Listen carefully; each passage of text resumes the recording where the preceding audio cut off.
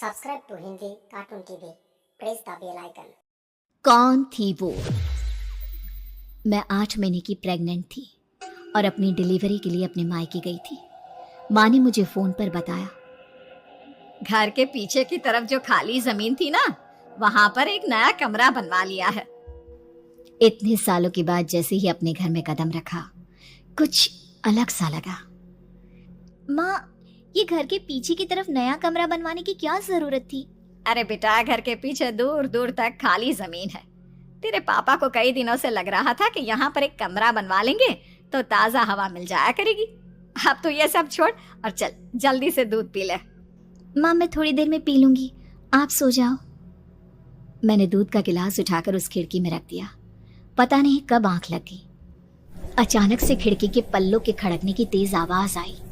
दूध का गिलास धड़ाम से जमीन पर आ गिरा। जमीन पर गिरते ही दूध का रंग लाल हो चुका था। मैंने खिड़की से झांक कर बाहर देखा। चारों तरफ धूप अंधेरा था। उस अंधेरे की तरफ से कुछ आवाजें आ रही थी, जैसे छोटे बच्चे आपस में खिलखिलाकर मस्ती कर रहे हो।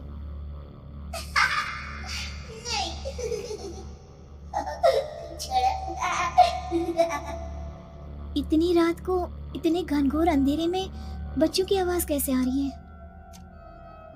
घड़ी में वक्त देखा तो ठीक 12 बजे थे। देखकर मैं सन्न रह गई। बुरी आत्माओं और भूतों की कई कहानियां मैं सुन चुकी थी। वक्त भी कुछ ऐसा ही था। ऊपर से मैं प्रेग्नेंट। सुना था कि ऐसे वक्त में अक्सर बुरी आत्माएं औरतों का पीछा करती है, तो क्या मेरे पीछे भी? पसीने से तरबतर बड़ी मुश्किल से, जैसे कांपते हाथों से मैंने उस खिड़की को बंद किया। जल्दी से जल्दी उस कमरे से बाहर निकलकर माँ के पास जाने के बारे में सोचा, लेकिन जैसे ही दरवाजे की तरफ पलटी, लगा कोई साया हवा की स्पीड से दरवाजे के सामने से गुजर गया। मेरे गले में अटक कर रह गई।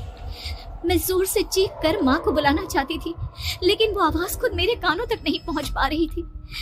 तो माँ तक कैसे पहुंचती? खिड़की के पल्ले एक बार फिर तेज हवा के झोंके से धड़ाम करके खुल गया और पूरी ताकत से मैं चीख पड़ी। जानती थी मेरी चीख की आवाज सुनकर कुछ ही सेकंड में माँ वहां पहुंच जाएगी, लेकिन ऐसा कुछ हुआ ही नहीं। मेरा कलेजा डर के मारे फटा जा रहा था। आखिर माँ ने मेरी आवाज क्यों नहीं सुनी? इतनी गहरी नींद में तो माँ कभी नहीं सोती। ठीक पीछे खुली हुई वो खिड़की। मुझ में इतनी ताकत नहीं बची थी कि मैं पलटकर उस तरफ देख भी सकूं। हवा का एक सनसनाता हुआ झोंका उसी वक्त मेरे कानों से आकर टकराया। लगा जैसे किसी ने दबी हुई आवाज में धीरे से मुझसे कहा, चली जाओ यहाँ से। मैंने दोनों हाथ अपने कानों पर रख लिए और एक बार फिर ताकत लगाकर जोर से चीखने की कोशिश की। माँ! पापा! मेरी आवाज उस कमरे की दीवारों से टकराकर वापस मुझे ही सुनाई दे रही थी।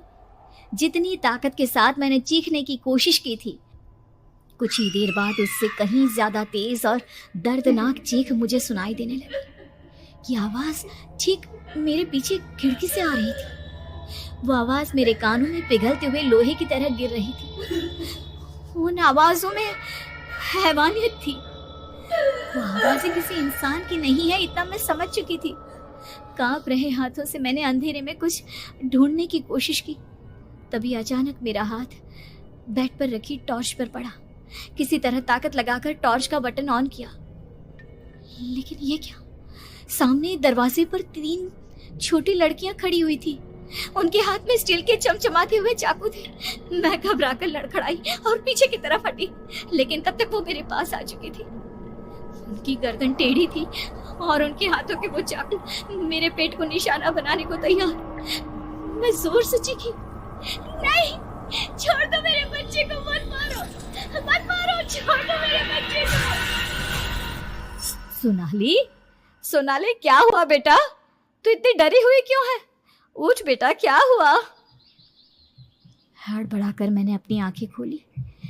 देखा तो दिन निकल आया था। माँ मुझे जगा रही थी।